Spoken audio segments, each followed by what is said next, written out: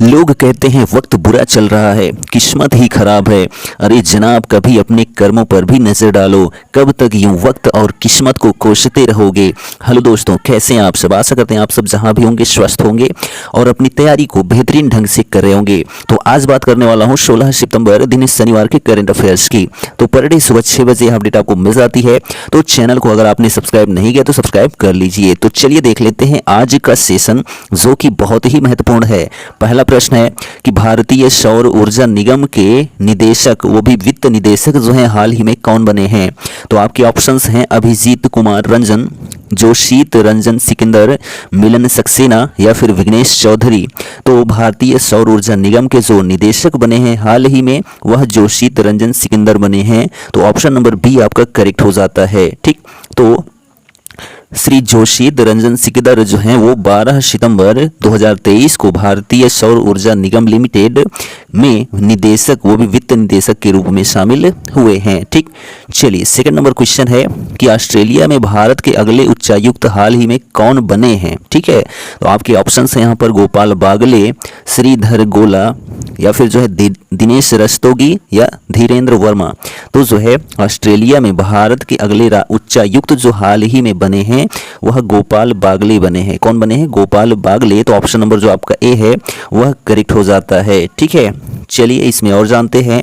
तो जो गोपाल बागले हैं हाल ही में जो है भारतीय विदेश सेवा के वर्ष 1992 बैच के अधिकारी गोपाल बागले को ऑस्ट्रेलिया में भारत का अगला उच्चायुक्त नियुक्त किया गया है।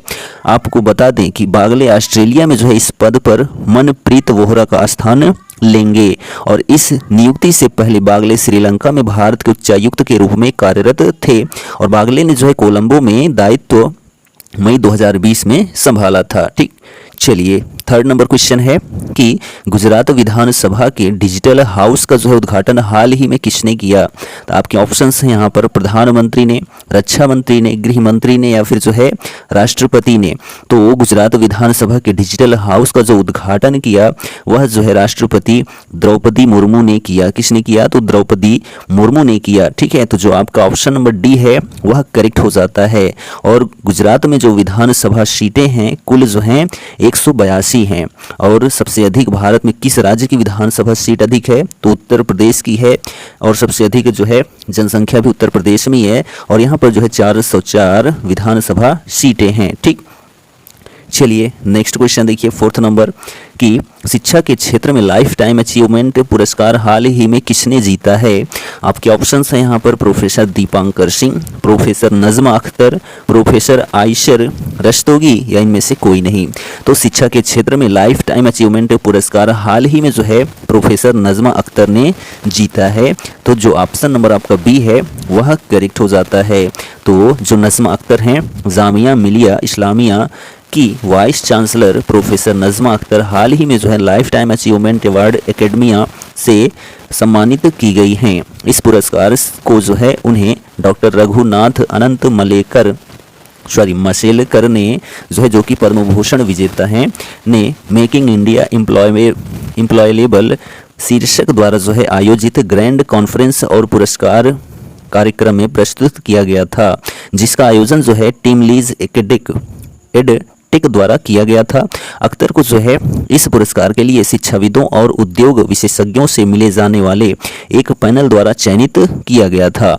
उन्हें उनके शिक्षा को रोजगार से जोड़ने के महान प्रयासों के लिए जो है यह पुरस्कार दिया गया है। ठीक, नेक्स्ट क्वेश्चन है फिफ्थ नंबर कि वित्तीय समावेशन के लिए चौथी G20 वैश्विक साझेदारी बैठक जो है कहाँ शुरू हुई है। आपके ऑप्शंस हैं यहाँ पर नई दिल्ली में, वाराणसी में, मुंबई में या फिर जो है बेंगलुरु में।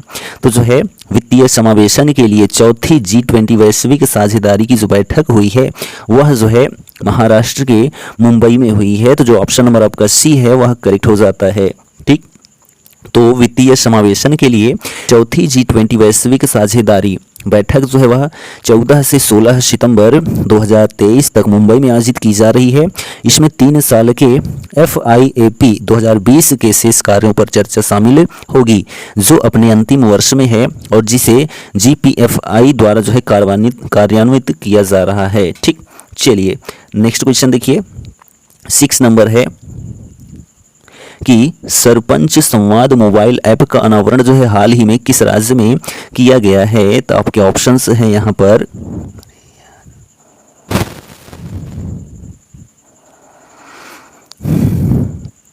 सरपंच संवाद मोबाइल ऐप का अनावरण हाल ही में किस राज्य में किया गया है? आपके ऑप्शंस हैं उत्तर प्रदेश, पश्चिम बंगाल, उड़ीसा या फिर असम। तो जो है सरपंच संवाद मोबाइल ऐप का जो अनावरण किया गया हाल ही में असम राज्य में किया गया। कहाँ पर?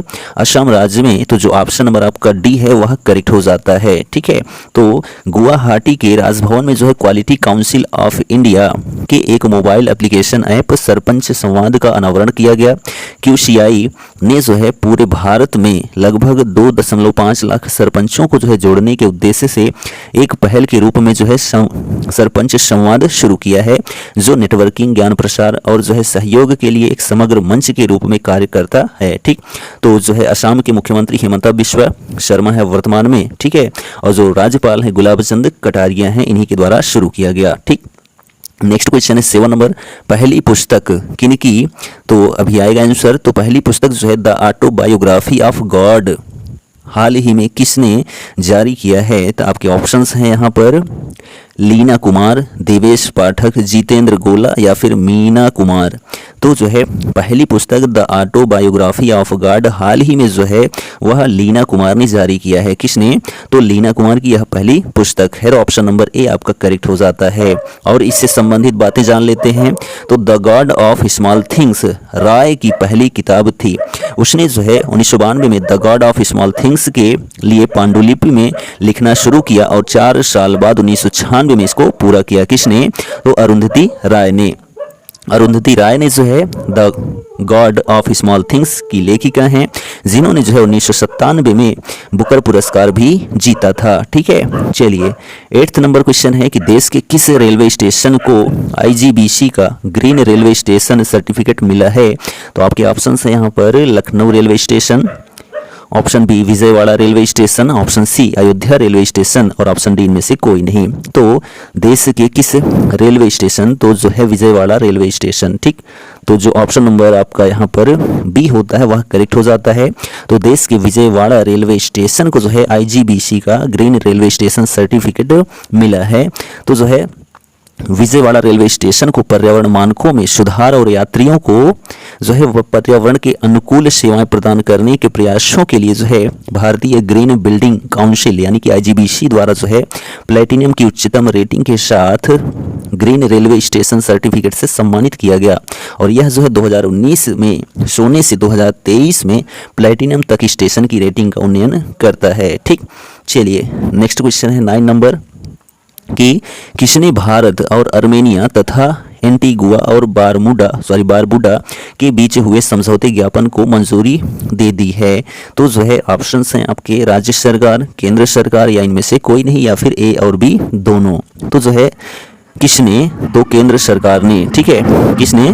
केंद्र सरकार ने जो है भारत और अर्मेनिया तथा एंटीगुआ और बारबुडा के बीच हुए समझौते ज्ञापन को मंजूरी दे दी है। तो ऑप्शन नंबर जो आपका बी है वह करेक्ट हो जाता है। ठीक है, तो यहाँ पर जो है जो आपका अर्मेनिया है इसकी कैपिटल जो है वह येरेवान है और जो करेंसी है वह अमेरियन, ठीक है, अर्मेनियन ड्राम है। ठीक है, और यहाँ पर एंटीगुआ और बारबुडा की जो है कैपिटल सेंट जॉन्स है और जो करेंसी है वह ईस्ट कोरिबियन डॉलर है और जो प्राइम मिनिस्टर हैं वह गस्टन ब्राउनी है। कहाँ के? तो एंटीगुआ और जो है बारबुडा के। ठीक, नेक्स्ट क्वेश्चन देखिए 10 नंबर है कि हाल ही में ICICI बैंक के MD और CEO के रूप में जो है कौन बने हैं? तो ऑप्शन आपके हैं विमल रस्तोगी, दीपक कोठारी, संदीप बख्शी या फिर जो है आदित्य जैन।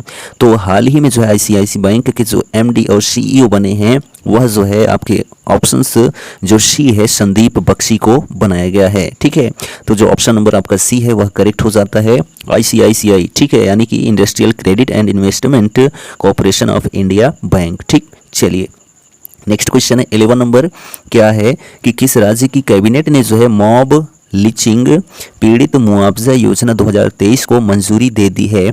आपके ऑप्शंस हैं उत्तर प्रदेश, राजस्थान, बिहार या फिर मध्य प्रदेश। तो किस राज्य ने? तो जो है आपका जो ऑप्शन डी है, मध्य प्रदेश राज्य सरकार ने जो है मॉब लिचिंग पीड़ित मुआवजा योजना 2023 को मंजूरी दे दी है। ठीक, किसने? तो एमपी ने।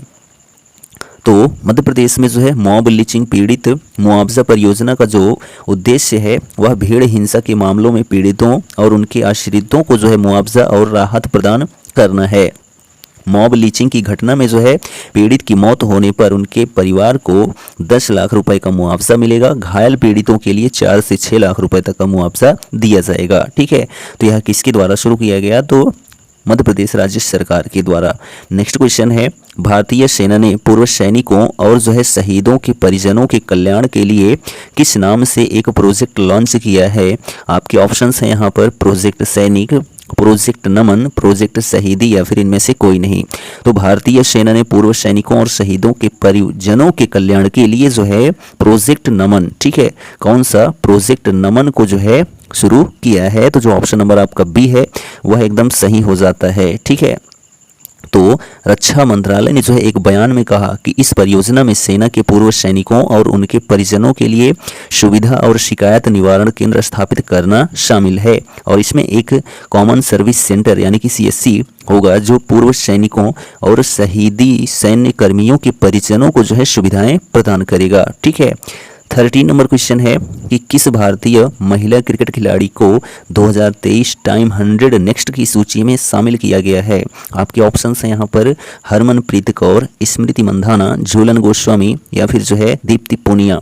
तो जो है किस भारतीय महिला क्रिकेटर को? तो हरमनप्रीत कौर। ठीक है, हरमनप्रीत कौर को जो है 2023 टाइम 100 नेक्स्ट की सूची में शामिल किया गया है। तो जो ऑप्शन नंबर आपका ए है वह एकदम सही हो जाता है। नेक्स्ट क्वेश्चन है 40 नंबर कि कैबिनेट ने जो है वित्त वर्ष 2026 तक 1650 करोड़ रुपए की लागत से कितने नए एलपीजी कनेक्शन आवंटित करने हेतु जो है प्रधानमंत्री उज्ज्वला योजना के विस्तार को मंजूरी दी है, यानी कि बढ़ा दिया गया है। तो आपके ऑप्शन हैं यहाँ पर 90 लाख, 75 लाख या फिर 60 लाख या इनमें से कोई नहीं। तो जो है कैबिनेट ने जो है वित्त वर्ष 2026 तक 1650 करोड़ रुपए की लागत से जो है कुल जो है 75 लाख, ठीक है, 75 लाख जो है एलपीजी कनेक्शन को आवंटित करने हैं तो प्रधानमंत्री उज्ज्वला योजना को जो है विस्तारित कर दिया गया है। ठीक है, मंजूरी दे दी गई है। तो ऑप्शन नंबर जो आपका बी है वह करेक्ट हो जाता है। तो प्रधानमंत्री उज्ज्वला योजना की शुरुआत जो है मोदी द्वारा सन 2016 में की गई थी और इस योजना का जो मकसद था वह गरीब और निम्न आय वर्ग से आने वाली महिलाओं को भी जो है एलपीजी सिलेंडर का लाभ मिल सके। इस योजना के तहत ग्रामीण और शहरी इलाकों में गरीबी रेखा से नीचे रहने वाली महिलाओं को जो है मुफ्त में गैस सिलेंडर या गैस कनेक्शन मिलता है। ठीक, चलिए नेक्स्ट क्वेश्चन है 15 नंबर कि प्रतिवर्ष 16 सितंबर को कौन सा दिवस मनाया जाता है? और यह आखिरी क्वेश्चन है। तो विश्व प्राथमिक चिकित्सा दिवस, अंतर्राष्ट्रीय लोकतंत्र दिवस, अभियंता दिवस जिसको इंजीनियर्स डे बोलते हैं, या फिर जो है ओजोन परत संरक्षण दिवस या ओजोन दिवस। तो प्रतिवर्ष 16 सितंबर को जो है विश्व ओजोन दिवस मनाया जाता है। क्या मनाया जाता है? विश्व ओजोन दिवस मनाया जाता है। तो जो ऑप्शन नंबर आपका डी है वह करेक्ट हो जाता है। और अभियंता दिवस, अंतर्राष्ट्रीय लोकतंत्र दिवस यह 15 सितंबर को मनाया जाता है और विश्व प्राथमिक चिकित्सा दिवस जो है वह 14 सितंबर को मनाया जाता है। ठीक, तो जो है सैटेलाइट से देखा गया कि ओजोन लेयर में जो है 20 मिलियन वर्ग किलोमीटर का एक बड़ा छेद हो चुका है और इस खोज के कुछ साल बाद ही यानी कि 1994 में संयुक्त राष्ट्र महासभा में लोगों को ओजोन लेयर और प्रकृति को बचाने के लिए जागरूक करने के लिए 16 सितंबर को इंटरनेशनल ओजोन डे के रूप में घोषित किया गया है। और ओजोन परत जो है वह ओजोन मंडल में पाई जाती है जो कि CFC यानी कि क्लोरोफ्लोरोकार्बन की वजह से जो है यह प्रभावित होती है और जिससे पराबैंगनी किरणें जो है धरती पर आती हैं। ठीक, तो यह जो हमारा सेशन है 16 सितंबर का कंप्लीट होता है। वीडियो कैसा लगा कमेंट करके जरूर बताइए और चैनल पर पहली बार आए तो चैनल को सब्सक्राइब करना बिल्कुल मत भूलें। मिलते हैं नेक्स्ट वीडियो में, तब तक के लिए जय हिंद।